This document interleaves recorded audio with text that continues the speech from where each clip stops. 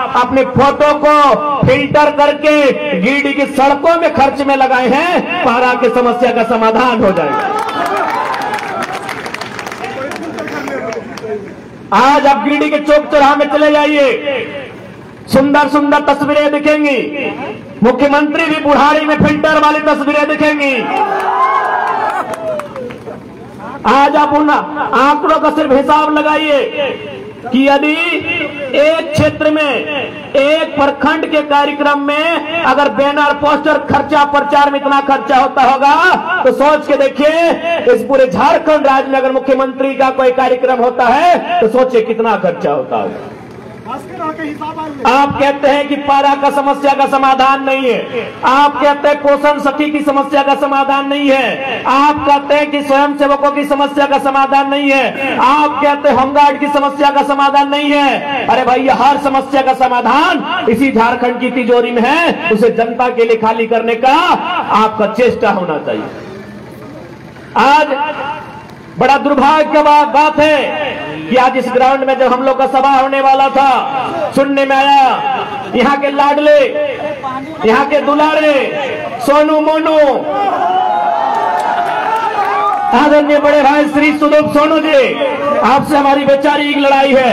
याद रखिएगा, आपसे हमारी व्यक्तिगत लड़ाई नहीं है। ये बहुत ही संकीर्ण मानसिकता के लोग हैं आप कि आज 1 महीना पहले हम लोग परमिशन के लिए अनुमति मांग रहे हैं। मैं जिला प्रशासन तक ये संदेश देना चाहूंगा, क्योंकि आप लोग IAS IPS लोग हैं, आप संविधान की शपथ लेते हैं। भैया, ये कौन सा संविधान, ये कौन सा लोकतंत्र कि आज बताइए इसी झंडा मैदान में मुख्यमंत्री का प्रोग्राम होता है, लेकिन आज हम लोग 6 महीना से झंडा मैदान परमिशन मांग रहे हैं, अब दे नहीं रहे। बताइए कौन सा लोकतांत्रिक व्यवस्था है? बताइए कौन सा व्यवस्था है? आज गिरिडीह के वर्तमान विधायक डरते हैं और जो लोग उनकी आलोचना करते हैं, सुने पीर ठाड़ के साथ वो केस कर दिया जाता है। तो मैं जिला प्रशासन से निवेदन करूंगा, अरे झूठ मूठ का केस क्यों करते हैं भैया? केंद्र के खिलाफ जाना देशद्रोह है, तो राज्य के खिलाफ जाना राजद्रोह है। आप कुछ बड़ा केस कीजिए और हम लोग को इतना बुरा केस कीजिए कि जिंदगी हम लोग का नर्क ही बना दीजिए। आपको अगर तसल्ली मिले वही काम कीजिए। आप ये अन्याय का काम करते हैं, ताज्जुब होता है कि आप किनके इशारों पे काम करते हैं। अरे IAS IPS लोग मिनिमम ग्रेजुएशन होते हैं और ये झारखंड सरकार के 5वीं क्लास मंत्रियों की बात सुनते हैं, ये दुर्भाग्य का विषय है। अभी उनका गलत बात सुनते हैं, उनका गलत बात सुनते हैं। ठीक है, वो सरकार में है, सरकार का बात मानना कार्यपालिका का मतलब होता है, कार्यपालिका का नियम होता है, लेकिन आप एक विधायक के कहने पर पीर ठाड़ के दर्जनों छात्रों पर केस सिर्फ इसलिए करते हैं क्योंकि उनके खिलाफ बात करते हैं। आज ये लोग लोकतंत्र की बात करते हैं, क्या इन्हें मालूम है लोकतंत्र क्या है? लोकतंत्र में आलोचना का क्या स्थान है? मैं आपको बताना चाहूंगा। इस देश के पहले प्रधानमंत्री माननीय पंडित जवाहरलाल नेहरू, उनका जन्मदिन था। उनके जन्मदिन पर पूरे देश से कवियों को निमंत्रण दिया गया था। उस कवियों की भीड़ में एक नौजवान नागार्जुन भी था। नागार्जुन ने क्या कहा था पता है? पंडित नेहरू के सामने कहा था कि वतन बेचकर नेहरू फूले नहीं समाते हैं। नागार्जुन ने कहा था कि वतन बेचकर पंडित नेहरू फूले नहीं समाते हैं, फिर भी गांधी की समाधि पर शीश नवाने जाते हैं, शीश नवाने जाते हैं। और पंडित नेहरू ने सुना, इसे लोकतंत्र कहते हैं। और सुदीप सोनू आलोचना सुन नहीं पाते हैं, अपने आप को विधायक कहते हैं, शर्माना चाहिए। अरे देश के प्रधानमंत्री ने आलोचना सुना, एक नौजवान के शायर को सुना, अभी कब? बर्थडे के दिन सुना, अपने जन्मदिन में सुना कि वतन बेचकर पंडित नेहरू फूले नहीं समाते हैं, गांधी जी के समाधि पर शीश नवाने जाते हैं। और आज ये सुदीप सोनू आलोचना नहीं सुनना चाहते हैं और अपने आप को विधायक कहते हैं, अपने आप को लोकतंत्र का प्रहरी कहते हैं। शर्माना चाहिए। यही नहीं, केवल बर्थडे में नहीं, पंडित नेहरू ने सदन में भी आलोचना सुना था। उस समय कवि कुल के श्रेष्ठ रामधारी सिंह दिनकर राज्यसभा के सांसद थे। भारत चाइना से 1962 में पीट चुका था और राज्यसभा में और कांग्रेस के सांसद थे, ऐसा नहीं कि विपक्ष के थे। रामधारी सिंह दिनकर कांग्रेस के राज्यसभा सांसद थे। क्या कहा था पता है? कि रोकने युधिष्ठिर को यहाँ, जाने दे इनको स्वर्ग भेद, पर मुझको लौटा दे गांडीव गदा अर्जुन भीम भी। कह दे शंकर से फिर एक बार, करे भारत में मंत्र उच्चार। आज ये सहिष्णुता होती है, ये लोकतंत्र होता है। और आज ये शख्स आलोचना सहन नहीं पाता है, आलोचना सह नहीं पाता है और अपने आप को लोकतंत्र का हिस्सा बताता है। शर्म आनी चाहिए। देश के प्रधानमंत्री ने आलोचना सहा है, प्रथम प्रधानमंत्री ने। ना उन्होंने किसी को ईडी भेजा, ना किसी को समन भेजा, ना किसी के यहाँ सीबीआई भेजा। खैर, अभी वर्तमान प्रधानमंत्री की आलोचना मत कीजिएगा, नहीं तो आपको पाकिस्तान का टिकट कटवा देंगे। मैं बताइए कि यही लोकतंत्र है कि आप आलोचना नहीं सह पाएंगे? जो आपकी आलोचना करेंगे, जो आपसे सवाल करेंगे, जो अपने अधिकार की बात करेंगे, आप उन पर केस करेंगे। तो मैं जिला प्रशासन से निवेदन करूंगा कि छोटा मोटा मत केस कीजिएगा, क्योंकि सोदीप सुनो, भले मुख्यमंत्री कोई और है, इस सुपर सीएम है, सीधे हम लोग पे राजद्रोह का केस कीजिएगा, उम्र कैद का सजा दीजिएगा।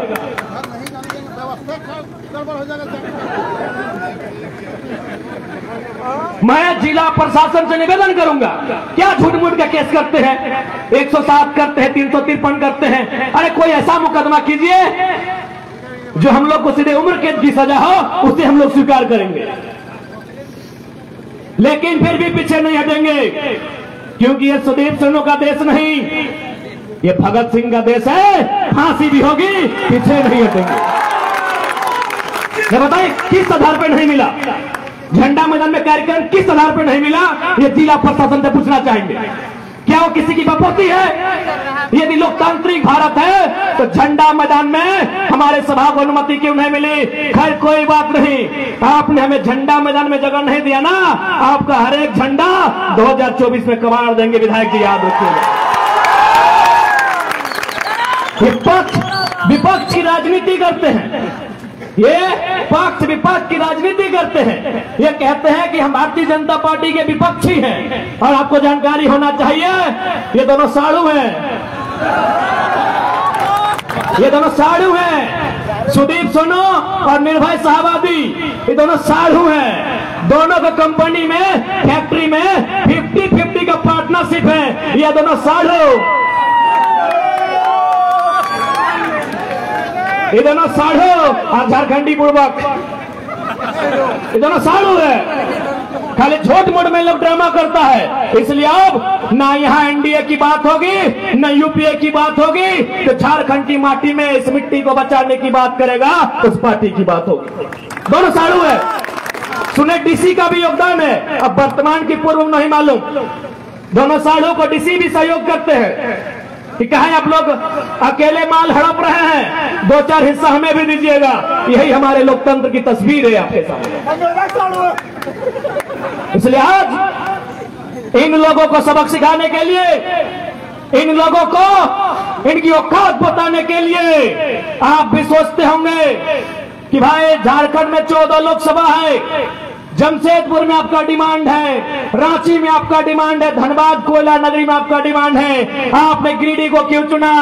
तो मैं बताना चाहूंगा कि दिल्ली लोग एरोप्लेन से जाते हैं और झारखंड की सबसे ऊंची चोटी का नाम पारसनाथ पहाड़ है, वहीं से छलांग मारेंगे।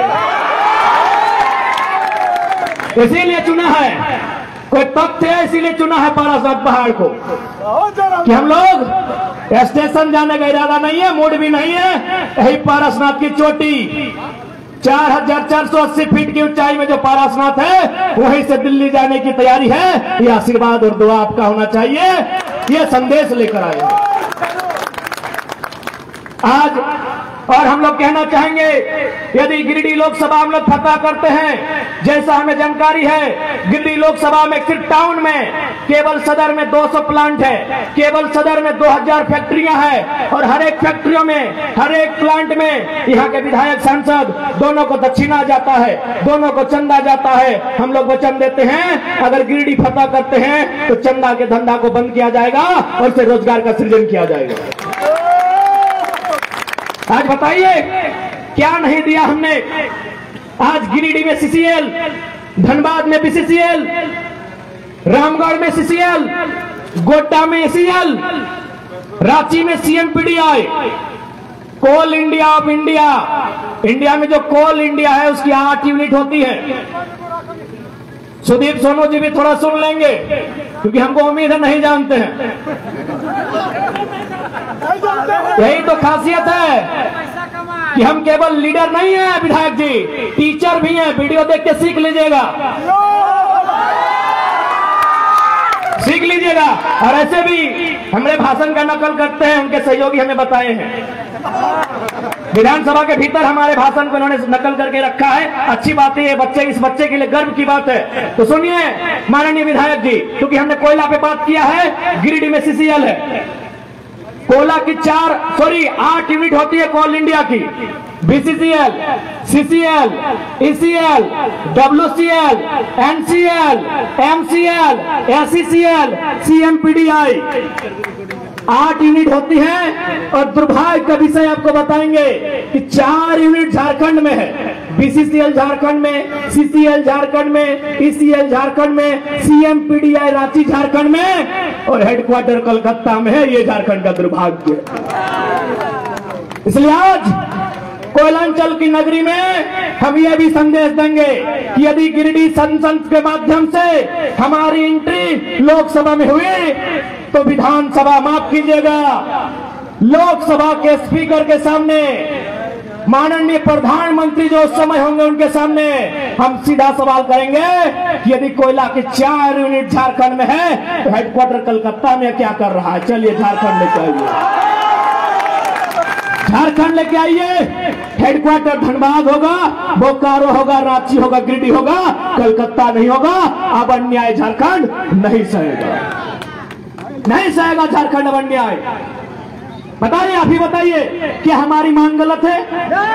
8 यूनिट में 4 यूनिट झारखंड में, हेडक्वार्टर कलकत्ता में। लेकिन दुर्भाग्य देखिए, आज 23 साल के झारखंड में कोई सांसद ऐसा नहीं हुआ जो ये सवाल सदन में करे कि कोयला का हेडक्वार्टर अब कलकत्ता नहीं धनबाद होना चाहिए। कहे सबको हिस्सा जाता है, सबको हिस्सा जाता है। कोयले की काली कमाई में सबका हिस्सा जाता है, इसलिए आज तक किसी ने सवाल नहीं किया। और एक ताज्जुब की बात आपको बताएंगे, दामोदर वैली कॉरपोरेशन, हिंदी में दामोदर घाटी निगम, उसकी परियोजना कहाँ है पता है? धनबाद नदी में दामोदर के किनारे, बोकारो में दामोदर नदी के किनारे, रामगढ़ में दामोदर नदी के किनारे, हजारीबाग, चतरा, लातेहार में दामोदर नदी के किनारे। हेडक्वार्टर कलकत्ता में है। ये सवाल संसद में होगा। कितना अन्याय हुआ है झारखंड के साथ। यदि हम उस दास्ता को कहने लगे कि ये सूर्यास्त होके उदय होगा, अस्त होगा, फिर उदय होगा, लेकिन हमारी दास्ता कम नहीं होगी। आज इतना जुल्म केवल और केवल झारखंड में हुआ है। इसीलिए किसी ने कहा कि हमार पानी हमार पसीना, कि हमार पानी हमार पसीना, और बिजली जले तो शेख हसीना।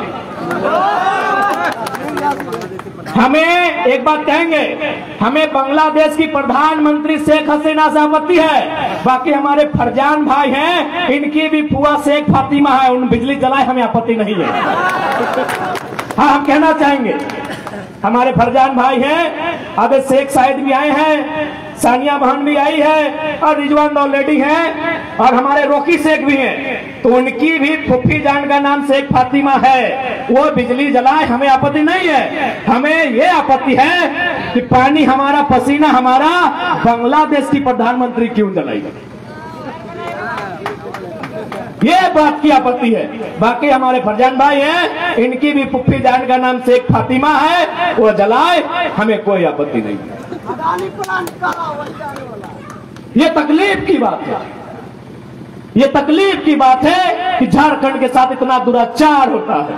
इसलिए आज उन दुराचार को रोकने के लिए, झारखंड में सदाचार को बहाल करने के लिए, कदाचार को मिटाने के लिए आज झारखंड के जनमानस को, झारखंड की युवा पीढ़ी को, राजनीतिक महत्व को, राजनीतिक समझ को आपके अंदर एक चेतना बनाकर जागृत करना होगा। क्योंकि राजनीति से ही देश चलता है, राजनीति से ही राज्य चलता है। राजनीति से दूर भाग के आप विकास उन्नति की बात नहीं कर सकते। अब बताइए, ये अन्याय ही है इसी बिहार प्रदेश में एक विधेयक आता है, उस विधेयक का नाम होता है 75% आरक्षण। माननीय राज्यपाल बिहार के उसे स्वीकार कर लेते हैं। इसी झारखंड में और एक विधेयक आता है सेम टू सेम, वहां 75 था, यहां 77 था। राज्यपाल वहां स्वीकार करते हैं, झारखंड में अस्वीकार करते हैं। ये झारखंड की तस्वीर है। झारखंड में राज्यपाल भी देखिए क्या काम कर रहे हैं। राज्यपाल भी देखिए किस कदर बायस्ड होकर काम कर रहे हैं। राज्यपाल जो एक महामहिम का उत्तराधिकारी कहा जाता है, राष्ट्रपति महोदया का उत्तराधिकारी राज्यपाल को कहा जाता है, आज बताइए वे भी क्या काम कर रहे हैं। यही बिहार में स्वीकार और झारखंड में दरकिनार। ये झारखंड की राजनीति है, बताइए आप। इसलिए आज इस बात को समझना होगा, बिहार में क्यों पारित हुआ पता है? बिहार में 243 विधायक बैठते हैं, 243 के 243 कट्टर बिहारी हैं। बहुत खुशी की बात है, क्योंकि ये लड़ाई झारखंडी बिहारी, झारखंडी बंगाली की नहीं है। बिहार में ये पारित हुआ। बिहार में 243 विधायक कट्टर बिहार के निवासी हैं। यह झारखंड में आधे गैर झारखंडी हैं और आधे अगर झारखंडी भी हैं तो माटी के प्रति ना उनका प्रेम है, न समर्पण है, केवल लूटने की मंशा है। इसलिए यहाँ कोई विधायक ठीक से पारित तक नहीं होता। इसलिए आज तमाम नौजवानों को इस राजनीति को बदलना होगा और विश्वास कीजिए। जिस दिन नौजवान आई हेट पॉलिटिक्स नहीं, आई लव पॉलिटिक्स कहेंगे, कसम से बदलाव होगा। आज एक वो लड़का, साधारण सा लड़का, 2 साल पहले जिसको कोई जानता नहीं था, आज राजनीति में ईमानदारी पूर्वक आया है, समर्पित भाव से आया है और संविधान को पढ़ के आया है। इतना ताकतवर बना है कि गिरिडीह और धनबाद में लोग हिम्मत नहीं कर रहे कैंडिडेट कौन होगा।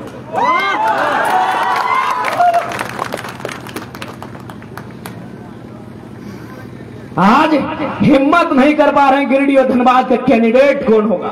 एक लड़का, एक 29 साल का लड़का आज दुनिया की, इस विश्व की सबसे बड़ी पार्टी को सोचने पे मजबूर किया है। सोचिए, एक की जगह जिस दिन 1000 नौजवान ऐसे आएंगे, क्या बदलाव राज्य में हो सकता है।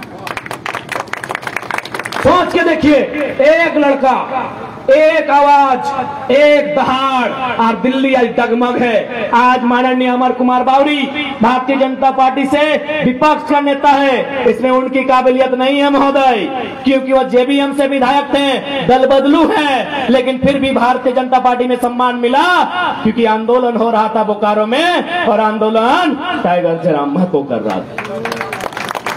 यही मांडू के विधायक माननीय श्री जयप्रकाश भाई पटेल आज विपक्ष के सचेतक बने हैं। ये भी दल बदलू है, झारखंड मुक्ति मोर्चा से बीजेपी में गए हैं। ये सम्मान उनकी योग्यता पे नहीं मिला है। देखा कि कौन लड़का है, नरे करे घरवा के लग रहे जाट भैया। चलिए एक ऊपर उठाइए, एक को ऊपर उठाइए, अगला को दबाना है। तो ये 2 साल का रिपोर्ट कार्ड है आपके सामने। एक महोदय गए रामगढ़ से सांसद राज्यसभा, बुढ़ारी उम्र में गए हैं। क्यों? क्योंकि बिहार के माननीय नीतीश कुमार ने भी देखा कि आंदोलन करने वाले लोग कौन हैं, राज्यसभा भेजने का काम। एक लड़का आज राज्य में उथल पुथल मचा के रखा है, और शायद हो सकता है कि धनबाद, जिसे पूरे झारखंड की 14 लोकसभा में हॉट सीट कहा जाता है, कोयला का सल्तनत कहा जाता है, उस कोयले की सल्तनत में 1952 में पहला चुनाव हुआ था। शायद 2024 में उम्मीद है पहली बार कोई खतियानी बेटा को नेशनल पार्टी शायद टिकट दे दे। ये उसकी योग्यता नहीं होगी, ये एक लड़के की धाकड़ आवाज का परिणाम है। डबल बेस स्पीकर, एक लड़के की आवाज का परिणाम है। एक लड़के की आवाज से आज झारखंड की राजनीति की तस्वीर बदली है। सोच के देखिए, वो संख्या जिस दिन 100 होगी, वो संख्या जिस दिन 1000 होगी, वो जिस दिन संख्या लाख होगी, और खासकर जिस दिन संख्या लाख होगी, अच्छे अच्छों की खाक हो जाएगी। इस बात को याद रखिए। बताइए, दुनिया की सबसे बड़ी पार्टी कितना मेहनत करती है। भले हम भारतीय जनता पार्टी की नीतियों की आलोचना करते हैं और करेंगे, लेकिन इस बात की प्रशंसा कीजिए कि दुनिया की सबसे बड़ी पार्टी उसको इतना फुर्सत है कि जयराम महतो को वॉच कर रही है, रिपोर्ट भेज रही है कि गिरिडीह धनबाद खबरदार। दुनिया की सबसे बड़ी पार्टी इस लड़के को वॉच कर रही है, पल पल का खबर भेज रही है कि गिरिडीह लोकसभा धनबाद लोकसभा में खबरदार। यहाँ एक पारसनाथ का मतवाला टाइगर आया है जो किसी से झुकने वाला नहीं है, वो जब बोलता है सबकी खोल के रख देता है। सोचिए, इसलिए आज नौजवानों, इसलिए नौजवानों, मैं आपसे आग्रह करूंगा, राजनीति को समझिए। इसलिए आप लोग राजनीति को समझिए। राजनीति को नहीं समझेंगे तो हमारा हाल क्या होगा। बहाली अब देखे ना, जनरल कोटा में 61 बहाली था, 61 बहाली था ना, जनरल कोटा में शिक्षकों की थे ना, जेई, सॉरी माफ कीजिएगा, जेई में 61 बहाली था। आपको जानकारी होना चाहिए, 39 यूपी बिहार राजस्थान के लोग ले गए, आपके ऐसे 22 आया, और कसम से बोलते हैं उस 22 में भी बहुत सारा बिहार का लोग झारखंडी बना है। अरे ये तो मालूम हुआ कि अभी उसका मूल पता क्या है। बताइए आपके हिस्से में क्या आ रहा है, अभी बताइए। पढ़ने लिखने वाले नौजवान, गिरिडीह हजारीबाग धनबाद ये पढ़ा लिखा क्षेत्र है, पढ़ाई लिखाई में कोई कमी नहीं है, लेकिन देखिए आपके हिस्से को कहां बेचा जा रहा है। हम वोट बेचते हैं, वो हमारी नौकरियों को बेचते हैं। 27 लाख में पेपर लीक हुआ, मालूम होगा आपको। सीजीएल की परीक्षा आप भी दिए थे, नौजवान यहाँ बैठे हैं, यहाँ वो लगता है दर्जनों नौजवान हैं जो सीजीएल की परीक्षा में बैठे हैं। बताइए कितना अन्याय इस राज्य के साथ होता है। आप सोच के देखिए क्या अन्याय इस राज्य के साथ होता है। आइए एक बैठिए। और हमारे बहुत सारे अतिथिगण आए हैं, रामगढ़ से, बगोदर से, मनोज दा भी आए हैं, रवि जी भी आए हैं। आप लोग मंचासीन होंगे तो सोच के देखिए क्या व्यथा है झारखंड। क्योंकि मेरी आवाज इस ग्राउंड के अलावे चारों ओर जा रही है, वहां शायद अन्य राज्यों के लोग रहते हैं, खासकर बिहार बंगाल के लोग जरूर रहते हैं, उत्तर प्रदेश उड़ीसा के लोग भी रहते हैं। मैं स्पष्ट कहना चाहूंगा, बिहार को हम बड़ा भाई मानते हैं, बंगाल भी हमारा बड़ा भाई है, उड़ीसा भी हमारा बड़ा भाई है। 1912 में बिहार अलग हुआ, 1936 में उड़ीसा अलग हुआ, 2000 में झारखंड अलग हुआ। भैया जब 1912 में बिहार अलग हुआ, बंगाल वालों ने आज तक बिहार में एक भी डाका नहीं डाला है।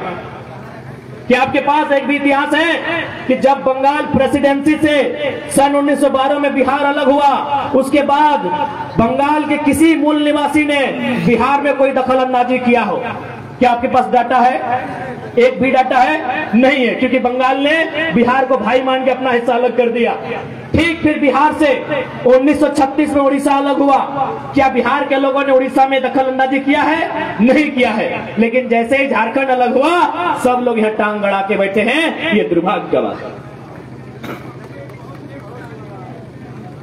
हम स्वीकार करते हैं कि बंगाल हमारा बड़ा भाई, बिहार हमारा मंझिला भाई, उड़ीसा हमारा संझिला भाई और झारखंड छोटा भाई। बंगाल के पास 88,752 वर्ग किलोमीटर की धरती है, बिहार के पास 94,163 वर्ग किलोमीटर की धरती है। हमारी जमीनों पर, हमारे रोजगार पर नजर गड़ाने का एक छोटा भाई आपको संदेश देता है। अरे भाई, बिहार के लोग बंगाल में भी है, उड़ीसा में भी है, वहां कभी नहीं बोले भोजपुरी लागू कीजिए, झारखंड ही चाहिए। 15 लाख है बंगाल में बिहार के लोग, उड़ीसा में भी 6-7 लाख है, लेकिन कभी नहीं बोला उनको झारखंड ही चाहिए। ठीक उसी प्रकार बंगाल के लोग उड़ीसा में हैं, लेकिन कभी नहीं बोला कि बांग्ला की भाषा उड़ीसा में लागू की जाए। इन्हें सबको केवल झारखंड चाहिए, लूटने के लिए, खसोटने के लिए, चबाने के लिए झारखंड चाहिए। यह अन्याय केवल हमारे साथ होता है। आज बड़ा दुर्भाग्य का विषय है कि झारखंड की व्यथा पर कोई बात नहीं करता है। आज सुनने में आया माननीय मुख्यमंत्री जो पूर्व में उनकी अर्धांगिनी भावुक होकर रो रही थी। एक स्त्री की रोने पर हम लोग कटाक्ष नहीं करेंगे, उनकी रोना को हम लोग भी समझते हैं, क्योंकि हम भी एक शहीद पिता की संतान है। और मेरी माता उस समय मात्र 28 वर्ष की थी जब मेरे पिताजी का स्वर्गवास शहादत हुआ था। यानी एक स्त्री की व्यथा को मैंने देखा है, समझा है, लेकिन इस बात का तकलीफ है कि हमारी माननीय मुख्यमंत्री पूर्व उनकी अर्धांगिनी झारखंड के दुख दर्द पे नहीं, अपने निजी दुख दर्द पे रो रही थी। इस बात की तकलीफ है। अगर ठीक है, यदि आपके पतिदेव आज जेल चले गए, कल वापस आएंगे और शायद मुख्यमंत्री भी बनेंगे, लेकिन क्या आप उत्तर देंगे? क्योंकि आप उसी सरकार का अंग हैं, उसी सरकार के अंग थे। शहीद सुनील महतो, उनका मर्डर हुआ है। बताइए एनआईए जांच कब करेगी आपकी सरकार? अरे आपके पति जेल गए तो आपको तकलीफ हुई, हम उस तकलीफ में आपके साथ हैं, लेकिन बताइए उनका मर्डर हुआ है, आपकी पार्टी का है, और आपके मुख्यमंत्री का फुर्सत नहीं मिलता है। 5 किलोमीटर दूर मुख्यमंत्री का घर है, समाधि स्थल नहीं जा पाए। क्यों झारखंड सवाल नहीं करेगा? अगर रोना है तो रोने पर भी इंसाफ हो। यदि महोदया का रोना इसलिए कि उनके पति जेल में गए हैं, तो जिस दुनिया में नहीं है उनकी आंसू का हिसाब कौन करेगा? शहीद सुनील महतो की पत्नी का जो विलाप है उसे शांत कौन करेगा? एनआईए जांच के अनुसार राज्य सरकार केंद्र को कब भेजेगी, उस इंतजार में है। आज 90 साल की बूढ़ी माँ है सुनील महतो की, आज इंतजार में रहती है कि टूसू का मेला हर साल लगे। उस मेला में 50,000 1 लाख रुपया बचता है, उस पैसे को सुनील महतो की मां को दिया जाता है घर चलाने के लिए। एक सांसद का ये दुर्भाग्य है राज्य में, और आप केवल इसलिए रो रही हैं क्योंकि आपके पति कुछ दिनों के लिए जेल गए। आपकी सहानुभूति में साथ हैं, झारखंडी होने के नाते उनके विचारों से हमारी लड़ाई है, हम आपके साथ हैं, लेकिन आपको इस बात को भी याद रखना होगा, इसी राज्य में आप ही के पार्टी के सांसद की एक नहीं महोदया 12 गोलियां तन दनादन सीने में उतारी गई है। उस पर आंसू कब भाइएगा, ये सवाल पूछता है झारखंड। 12 गोली शहीद सुनील महतो की चौड़ी छाती में, पारसनाथ से भी मजबूत छाती में एक नहीं 1 दर्जन गोलियां दागी गई थी। उसका हिसाब कौन लेगा? उस शहादत का हिसाब कौन लेगा? क्या उत्तर है झारखंड मुक्ति मोर्चा जो आज वर्तमान में सरकार है, और ये उछल कूद करने वाले विधायक, इनके पास क्या उत्तर है? लोकतंत्र के मूल्यों की अवहेलना करने वाले माननीय श्री सुदीप सोनू जी एक बात स्पष्ट कहेंगे, आप बहुत ही पूर्वाग्रह से ग्रसित व्यक्ति हैं। पहला बात, बायस नेचर के लोग तो राजनीति में होने नहीं चाहिए, राजनीति में संतों को आना चाहिए। तो सामने बैठकर अगर आप गाली दें वो स्वीकार करना जाने, ऐसे लोगों को राजनीति करनी चाहिए। आज आपने पीर टाण, सुनिए सोनू जी, जब गिरिडीह सदर ने आपको धुतकार दिया था, सुनिए झारखंड मुक्ति मोर्चा के नूनू सोनू जी, जब गिरिडीह सदर में 2 बार हारे थे ना, गिरिडीह सदर में 2 बार पानी पानी हुए थे। यही निर्भय सदाबदी जो आपके साड़ू हैं, जिनके साथ आपका व्यापार चल रहा है, 2 बार उठा के पटका था, पानी पानी हो गए थे सोनू जी। तब पता है किसने आपको वोट देके जिताया था? पीर टाण की धरती ने, याद रखिएगा। अरे आपको गिरिडीह ने पूछा भी नहीं था, सुनिए सोनू जी, गिरिडीह ने आपको पूछा नहीं, आपको छूछा बनाया था गिरिडीह ने। आपको पीर टाण ने प्यार दिया, दुलार दिया, और बदले में आपने क्या दिया? FIR दिया है। नक्सली बनाने की धमकी देते हैं तो कसम से याद रखिएगा, मरना तो सबको है, पागल मत कीजिएगा। न जिस दिन पगला गए ना, पगला गए ना, एक पाए पाए का हिसाब लेंगे। पीर टाण तो छोड़िए, एक गांव में घुसने नहीं देंगे सोनू जी, एक गांव नहीं घुसने देंगे। बहुत बड़ा सरकार का नूनू बन के बैठे हैं, एक गांव नहीं घुसने देंगे पीर टाण का। मजाक समझ लिए क्या? केस करेंगे, चुन चुन के केस करेंगे, अरे घंटा कर लेंगे केस से।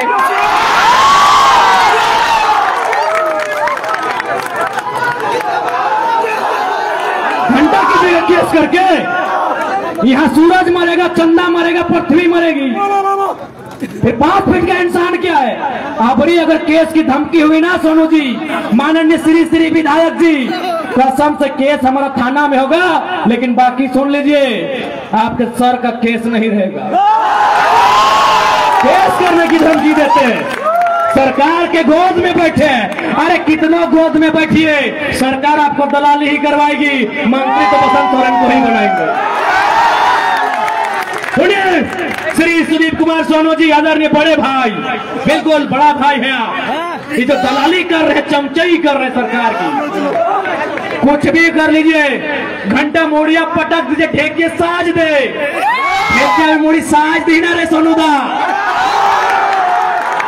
विधायके बन के रहे, विधायके आधे मंत्री बन लो के बताओ, बसंत सोरेन, कल सीता सोरेन, परसों कल्पना सोरेन, और बाद और बेटियन बनता, लेकिन तोरा ना पूछ तो ले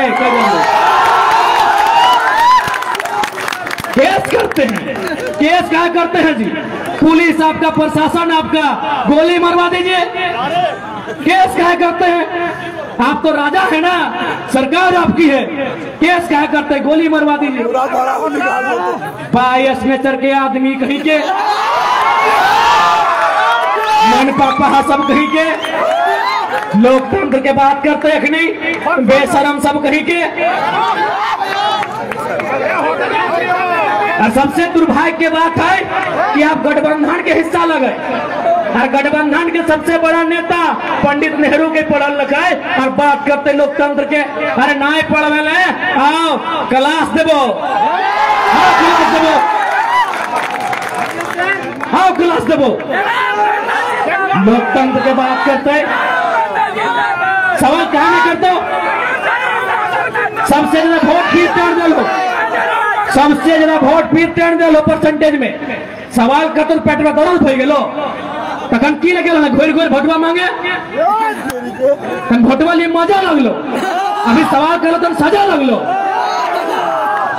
भोटवा लिए मजा लगलो, तखन गिरिडीह लोग के लात मारला थे, दौड़ के गेलो फिर टाण की गेलो, बोका लोग बोने रहे वाला दे भोटवा, भोटवा की मजा लग गेलो। विधायक बन गए बड़का हिया, लोकतंत्र के बात करे वाला, आलोचना से शक्ति नहीं, सुने के शक्ति नहीं, केस करबे एगो का है, गोटे पीरियड टाइम के केस कर दी। पानी दीजिए,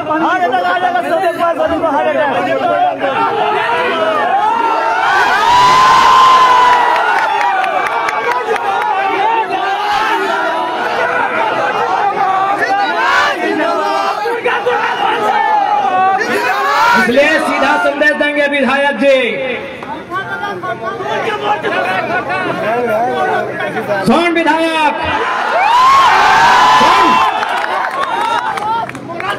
कनवा में कड़वा नहीं, फेंड्रिक तेल लगा के सुन। और ऐसे भी सबसे ज्यादा भाषण हमारे तो ही सुनने हैं, नुकाय नुकाय सुनने हैं, बिना फॉलो करके, बिना सब्सक्राइब करके सुनने हैं।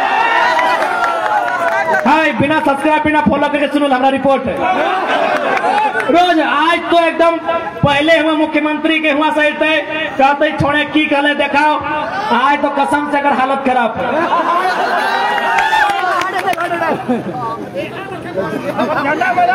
आज सुन ले, अब पहला बात धोनी का स्पष्ट कहबो, अबरी यदि कोई जात और धर्म के नाम पे वोट मांगतो, एकदम सीधा चेत हो, यहाँ जितना भी जान बैठल है, सब कोई कोनो न कोनो धर्म के माना है, कोई सनातन के माना है, तो कोई इस्लाम के माना है, कोई सरना के माना है, कोई सिख के माना है, कोई ईसाइयत के माना है। आज हर एक धर्म में दान दिए के बाद कहल गया है, यदि इस्लाम के बात करबे तो जकात के व्यवस्था है। जकात के मतलब अपन संपत्ति के, अपन कमाई के 2.5% गरीब में, पड़ोसी में, गरीब गुरबा में दान देना। सिख धर्म के बात करवाए तो ओकरो में 5% गुरुद्वारा के दान देना, ताकि वहां फ्री में लंगर मिलता है। डॉक्टर अंबेडकर के विचार के मानने वाला के बात करवाए तो डॉक्टर अंबेडकर भी बोला 10% अपन कमाई के दान देना, ताकि शोषित वंचित के अंबेडकर बने के मौका मिलता है। और अगर सनातन के बात करवाए तो सनातन के एगो संत हल, उनका नाम था स्वामी विवेकानंद। उन्होंने एक लाइन कहा था कि यदि आप भगवान को 56 प्रकार का भोग चढ़ा रहे हैं और पड़ोस का बच्चा यदि भूख से रो रहा है तो आप पुण्य के नहीं पाप के भागी हैं, ये सवाल कीजिएगा। आज बहुत सारे लोग राम जी की आस्था के नाम पे वोट मांगने आएंगे। सवाल कीजिएगा कि राम जी पापियों को नहीं माफ करते हैं। एक स्वास्थ्य मंत्री सदन में राम जी का नाम लेकर अपनी बात को रख रहे थे। राम जी का नाम लेना चाहिए, बहुत अच्छी बात है, लेकिन एक बात बताइए, उसी स्वास्थ्य मंत्री ने अपने टाइम में जब मंत्री थे 100 करोड़ का घोटाला किया था। और अगर 100 करोड़ का घोटाला किया था, दैट मीन्स अगर 100 लोग का आदमी अगर इलाज के अभाव में मरा होगा तो दोषी वो स्वास्थ्य मंत्री होगा। क्या राम जैसे पापियों को माफ कर देंगे? आप ही बताइए। इसलिए धर्म की अगर कोई बात करता है उसका संत होना चाहिए, उसका पीर फकीर होना चाहिए। कि राजनेता अगर धर्म की बात करते हैं तो सवाल होना चाहिए धर्म का मतलब क्या होता है। आज गिरिडीह भूख से रो रहा है और आप 1000 करोड़ संपत्ति के मालिक हैं। अब धर्म की बात कीजिएगा, शोभा नहीं देगा। पूरा युवा लोग तो चला मार रहे। अरे अर्जुन दा टेंशन नहीं ले, तो रथ अब 24 में तैयार है। अर्जुन दा तो रथ तैयार है, तो रथ में तौर साथ साथ अब बहुत सारा महारथी बैठता है। और जितना भरोसाचारी है अपनी किस धरती से उखाड़ के फेंके काम। धीरज राग अर्जुन दा तो रथ तैयार भय रहा है, सज रहा है, सबके पाई पाई के हिसाब ले भाई। अरे अभी एगो टाइगर है, अभी देखना। अब तो रिजवान अभी की कहला नहीं, हरे राम हरे हरे, तो हर घर से अभी टाइगर अब थे। एखनी अभी पेटवे दर्द है, कसम से अब 4-5 गो टाइगर निकाल गए। पता नहीं एखनी की रोग धरते। खैर उठा वो रोग का नाम तो नहीं हम पब्लिक में नहीं कहिए कि बड़ी डेंजरस रोग के नाम धरा है। कोई सिर का है, अजय भी है, पता नहीं की रोग धरता इला के। अभी एगो आयल से अगबकाए गेला थे, झंडा मैदान नहीं मिलतो। अरे ठीक है, टेंशन नहीं ले। ये अगर विधायक लगे ना तो सांसद जिताओ ना, सांसद जीत के भाई और सबसे पहले स्वागत सभा झंडा मैदान में, अगर झंडा उखाड़ दे झंडा मैदान बपोती बुझला है ना। एमपी चुनाव जीते, अगर जीत गलियो तो प्रॉमिस हो, अगर जीत लियो तो प्रॉमिस हो झंडा मैदानी नहीं दे ना। एमपी बनल बाद कभी विधायक लगे निचुरो जीत जाए दे झंडा मैदान में। 7 दिन तक हमने झंडा लहराता है। हमारा बुझाए सही समय कहीं टूर में नहीं भाग जो न पक्का अगर टूर भागे बते।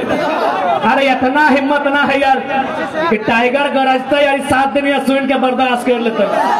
अगर टूर में जाए बते एमपी अगर निकल गए सीटवा ना, पहला स्वागत सभा झंडा मैदान में बताए। चारों कौन झंडा गाड़बाए, लाल पीला हरा सबके झंडा गाड़बाए।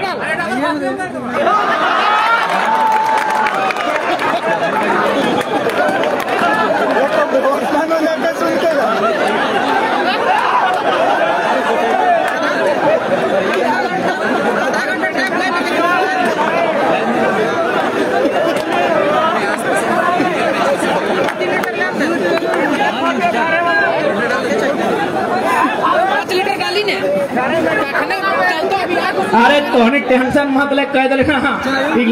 यदि हमें यार इतना संघर्ष करके 12 को बीमारी ले लिए तो 2-4 को तिगला के दे के जीवे, सबके बीपी टेंशन बढ़ा के जीवे। और सुनने में आया जीएम जी,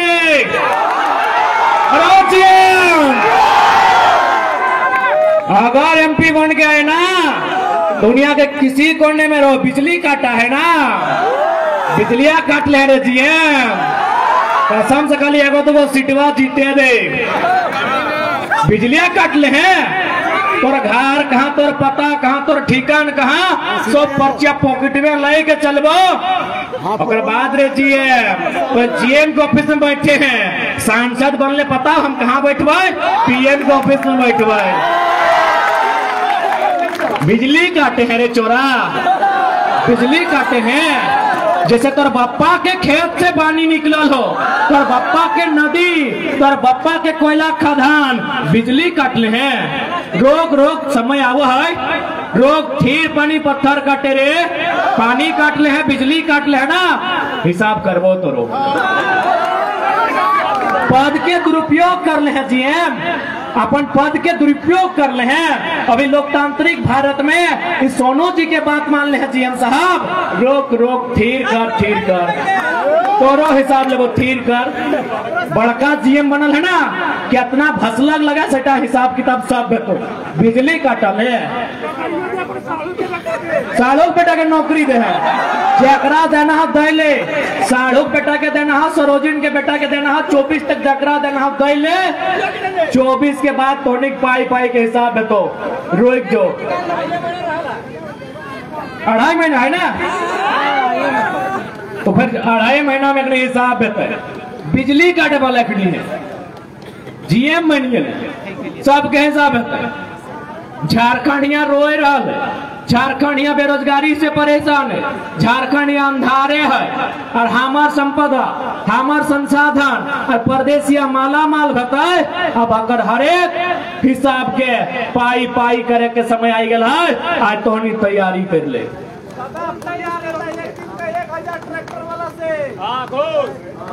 आलू वाला से भी, वाला से भी। आज जितना भी जनता के शिकायत सामने आ रहा है, जितना भी थाना प्रभारी महोदय है, हमरा पूरा महोदय तो नहीं झारखंडीय लगा। अरे भाई ठीक है, बिहार के तो से दिक्कत ना है, 10% बनाना है, 10% बना लगे तो स्वागत हो बिहारी दादा। सर्टिफिकेट गड़बड़ाई क्या है तो कसम से कोई स्वागत ना हो। 10% में आये है, 15% में आये है, ओपन में स्वागत हो बिहारी वाले दादा। आप बड़ा भाई एकदम स्वागत हो, हमारे घर आइए, हमें थोड़ा मार भात खिएबो, लेकिन कसम से अगर सर्टिफिकेट गड़बड़ी करके आये हैं, सारा सदन में उठो, ककरो माफ नहीं करो। तो जितना भी दरोगा है तोहनी से रिक्वेस्ट हो कि तोहनी से लड़ाई ना लगे। तोहनियो गरीब घर धिया पुता लगे तबे तो दरोगा है। अगर गरीब घर नहीं रहता तो IAS IPS रहता, तो गरीब घर लगा की बालू और कोयला में पैसा लिए लगल है। अरे भाई तोहनी कसम से कहो, तोहनी चिंता नहीं कर, हमनी के सरकार में आवे दे। हमनी देखा लिए पुलिस के भी व्यवस्था बहुत खराब है झारखंड में। तोहनी छुट्टी ढंग के नहीं मिलो हो, तोहनी के रूम ढंग के नहीं मिलो हो, न पानी ढंग के मिलो, सब टाइट करबो, लेकिन बालू कोयला मत ले, सब टाइट करबो, कसम से टाइट करबो। इंतजार करना तानी अगबकाए जाए एकदम। और क्या लगो तो तोरे भाई बंधु लगो जाए दी, बेचारा गरीब आदमी बड़ा कर नदी से बालू तालू ले गए, की करते? कोयलवा परदेशियां लूट के यूपी बिहार बंगाल ले गए। अरे बोलुओ से ले गए, इसलिए तोहनी से बड़ भाई लगा, गोड़ लगाइयो, बुरा नहीं मानिया, गोड़ लाइक के बोलो यो। तोहनी झारखंड लगा, गांव घर धिया पुता लगा, इगला नाई करा। बहुत उम्मीद से तोहनी आइले है, उम्मीद है तोहनी से कि यहाँ पुलिस और पब्लिक के बीच एक खूबसूरत रिश्ता रहता है, तो में प्रेस के भी भूमिका रहता है, और TPP चलता है, पुलिस प्रेस पब्लिक, ये रिश्ता है चाहिए ना, ऐसा डिस्टर्ब करा। तोहनी से रिक्वेस्ट खैर पॉलिटिशियन के लाए अपने गड़बड़ाए दे, सही कहते पी के नाम नहीं ले ली, उगला के साइड रख। हाँ यदि हमनी एबो तो फिर 4 गो पी मिला लिए, हमनी मिल के अच्छा काम करबे, तो नहीं अगबको नहीं। अब ये से 2-4 पैसा के चक्कर में नहीं रहो, खेती बाड़ी भी घर टनाटन हो, हमनी दुआ भी दे, तो नहीं अच्छा से रहो, गरीब आदमी की परेशान नहीं कर। थोड़ी से रिक्वेस्ट करो, ठीक हो? जितना भी पुलिस वाला दादा सब है, थोड़ी से हमें अटैक करो। हाँ यदि ऐसा अगर इच्छा रहा तो बोलिए, कहीं बिरयानी सिरियानी बने, फिर कहीं चिकन चिली हिला बैठ के मिल के भाई लगे, भाई भाई चलता है, एक एक पत्रिया में चलता है, जुठवो चलता है। अगर इच्छा तो बोलिए बेरा डुबले चलता है, लेकिन इस सब दिन में ना करिए रिक्वेस्ट। अरे सांसद यहाँ तो मैन बतवे भी नहीं मिले सांसद। अच्छा एक बात, अरे चार सांसद के थोथनवा कैसे ने देख लिया? बड़ी स्मार्ट हो, बहुत सुंदर आदमी हो, कम से कम 30-40 हजार के कुर्तुआ पिन हो, हालांकि हम का 150 लाख देख ले, पैंटवा पिन हो, ऑटो 20-25 हजार के पिन हो, बहुत बढ़िया। सांसद जो हो लखवा बड़ी बढ़िया लगो, लेकिन सांसद बढ़िया नहीं लगो। हमने उम्मीद से सांसद बने लिए, लखवा के कितना उम्मीद से हमने सांसद बने लिए, जैसे विधायक बने लिए, कितना उम्मीद से सांसद बने लिए कि लखवा दिल्ली जीते, दिल्ली में कंपनी एक्ट के बात करते, दिल्ली में जाए के माइंस एक्ट के बात करते, दिल्ली में कोल इंडिया के जो कानून है ऊपर में संशोधन के बात करते, दिल्ली में डिस्प्लेसमेंट एक्ट के बात करता है, दिल्ली में एजुकेशन एक्ट पे बात करता है, दिल्ली में एग्रीकल्चर एक्ट पे बात करता है, लेकिन एकरा कभी याद ना ले कि दिल्ली में इगला के बात करवाए। हाँ एकरा याद है अपन धर्म पत्नी खुद तो मर्द भाई MP अपन धर्म पत्नी के विधायक बनाए दो, हाय रे सांसद। बताओ एक सांसद ऐसे होना चाहिए। एक गिरिडीह वासी, चाचा तोरा कयो गोड़ लगो है चाचा चश्मा वाला, हाँ ऐसा सांसद होना चाहिए चाचा। बताओ खुद सांसद और पत्नी विधायक।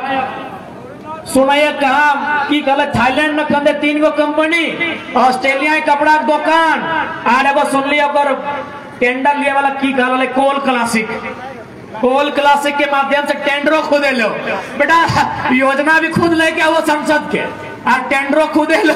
हाय रे संसद हटो तो कार्यकर्ता लगे तो ही रहेगी झंडे ढवाई भी। हाय रे झारखंड,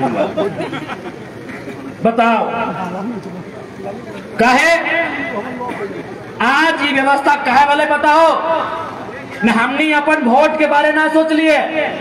वोट यानी भविष्य, वोट यानी एजुकेशन पे बात, वोट यानी रोजगार पे बात, वोट यानी कोयला पे बात, वोट यानी विस्थापन पे बात। लेकिन तोहनी ईमानदारी से कहा तो वोट दिए समय क्या शिक्षा में बात करके वोट दिला, के रोजगार में बात करके वोट दिला, के कोयला में बात करके वोट दिला, वोट का लगी के 500 दे नहीं और दे दिए तो अगर गलती ना हो, गलती हम लोगों को अपन गलतियां माने है तो यदि हमने शिक्षा पे बात करके वोट डाला तो शिक्षा पे बात बतले, यदि हमने रोजगार पे बात करके वोट देते लिए तो रोजगार पे बात बतले कि नहीं। लेकिन आज सांसद केवल अपन घर परिवार अपन किधर पुत्रों बात कर रहा, हमने पैसा लेके वोट डाला, ऐसा सांसद के दोबारा मौका नहीं मिलना चाहिए।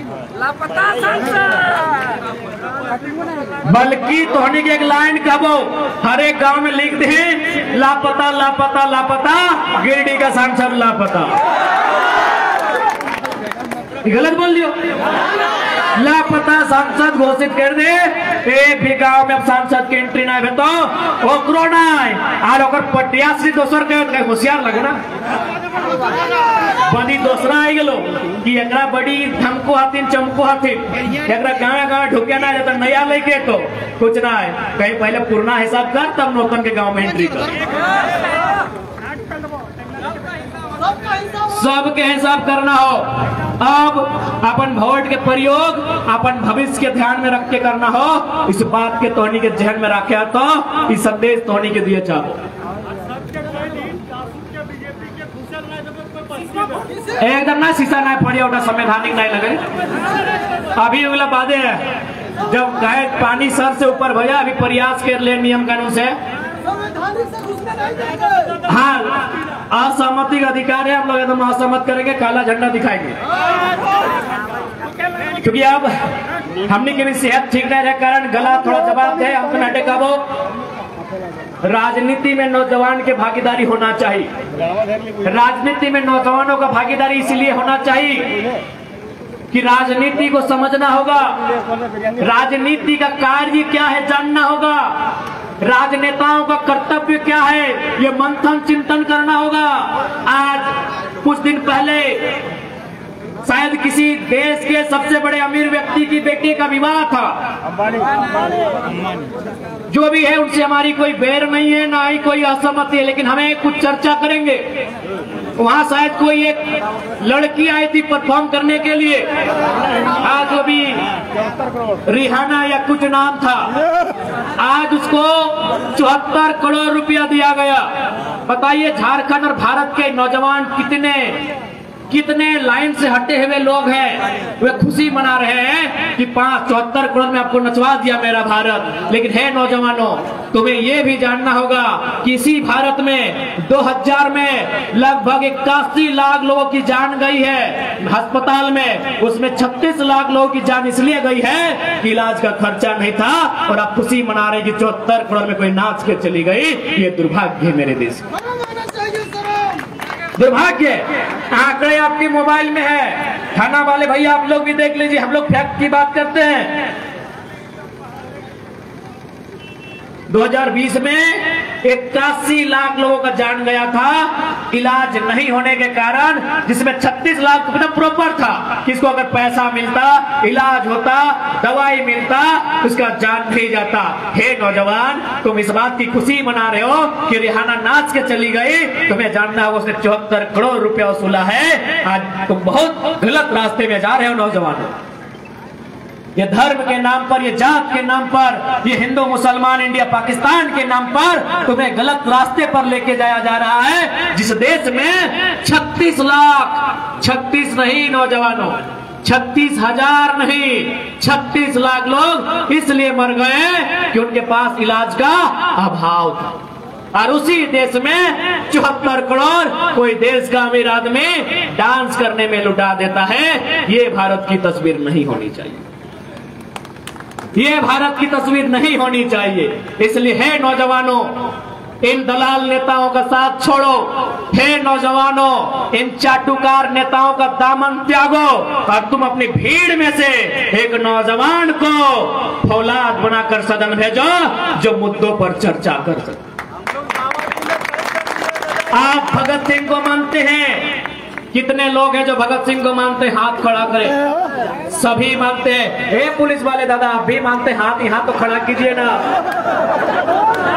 सभी लोग भगत सिंह को मानते हैं। पूरा भारत का युवा भगत सिंह को मानता है। मैं उनका एक बात कहना चाहूंगा, जिन्होंने अपनी जेल डायरी में फांसी से ठीक पहले लिखा था, जेल डायरी, भगत सिंह की जेल डायरी आज भी हम पढ़ते हैं। उस जेल डायरी में उन्होंने लिखा है कि कोई व्यक्ति इतना अमीर नहीं होना चाहिए कि दूसरे व्यक्ति को खरीद ले, और कोई व्यक्ति इतना गरीब भी नहीं होना चाहिए कि उसे अपने आप को बेचना पड़े। 74 करोड़ में अगर कोई नचवा रहा है, ये भगत सिंह का भारत नहीं है। नहीं है भगत सिंह का भारत। यदि ये भगत सिंह का भारत नहीं है तो भगत सिंह का भारत कैसा हो, ये चर्चा का विषय है। ये चर्चा करनी होगी। जहां हम चौक चौराहों में पान की दुकान में बैठते हैं, जब हम अपने कैरियर के, अपने पढ़ाई लिखाई के, अपने प्रेम की चर्चा करते हैं, हमें भगत सिंह के भी सपनों की चर्चा करनी चाहिए। ये नौजवानों का कर्तव्य बनता है। ये नौजवानों को मेरा संदेश है। हमें चर्चा करनी होगी, हमें समझना होगा कि भगत सिंह का भारत कैसा, गांधी का भारत कैसा हो, अंबेडकर का भारत कैसा हो, आजाद अशफाक उल्लाह खान और कलाम का भारत कैसा हो, ये हमें समझना होगा। मैंने कलाम का जिक्र किया, एक पंक्ति उन पर भी कहूंगा। इस देश के राष्ट्रपति हुआ करते थे डॉक्टर एपीजे अब्दुल कलाम। जब उनका देहांत हुआ, जब उन्होंने अपने शरीर को त्यागा, एक टीम उनके घर गई, यह जानने के लिए गई कि राष्ट्रपति ने अपना पूरा जीवन सादगी से बिताया है। मरने के बाद ये क्या क्या छोड़ के गए, कितना धन दौलत छोड़ के गए, कितना रुपया पैसा छोड़ के गए। एक team doctor APJ Abdul Kalam के घर गई, उनके घर की तलाशी ली गई। आपको बताना चाहेंगे, एक 2 कमरा मिला 10 बाय 10, जिसको हम लोग वो चाली वो भीतर बोलते हैं। एपीजे अब्दुल कलाम साहब की जब तलाशी ली गई, 2 कमरा मिला 10 बाय 10 का। उस कमरे में 2500 किताबें थी। उस कमरे में 2500 किताबें थी। 12 या 16 डॉक्टरेट की डिग्रियां थी जो उनको उपाधि में मिला था। डिग्रियां उपाधि में मिलती है, यानी 12 या 16 डॉक्टरेट की उपाधि थी जो डॉक्टर साहब को उपाधि में मिला था। शायद 3 या 4 फटे मोजे थे, शायद 4, क्योंकि जोड़ा में होता है। 4 फटे हुए मोजे थे, कुछ कमीज थी और कुछ पतलून थी। उसके अलावा 1 रुपए का ढेला तक नहीं मिला था। ऐसे राष्ट्रपति थे एपीजे अब्दुल कलाम।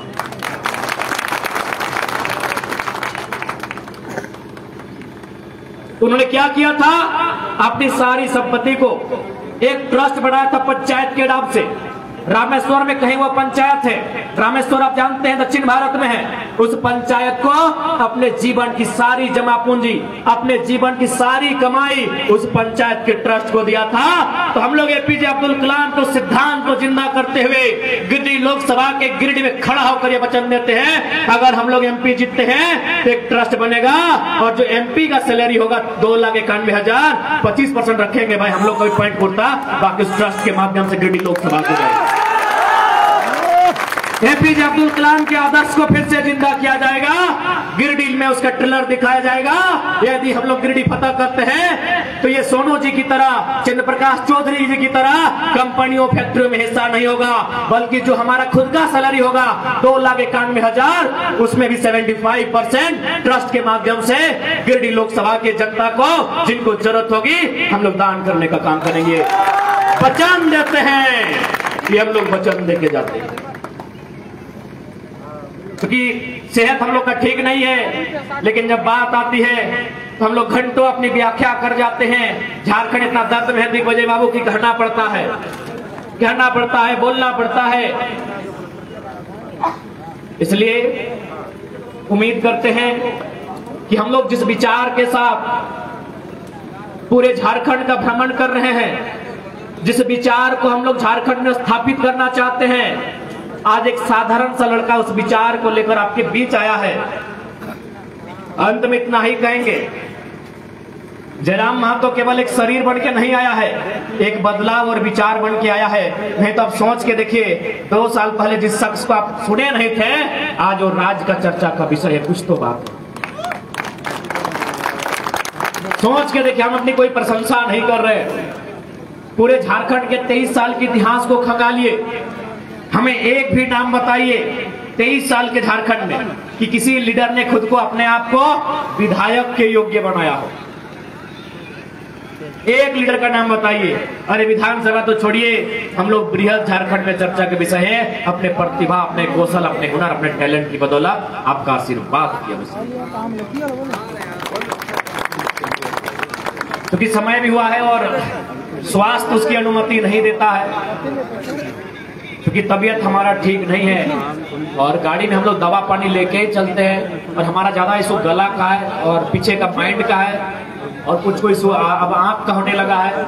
लेकिन हम लोगों ने कह दिया है, जान सेकेंडरी है, प्राइमरी हमारे झारखंड का उज्जवल भविष्य है, उससे पीछे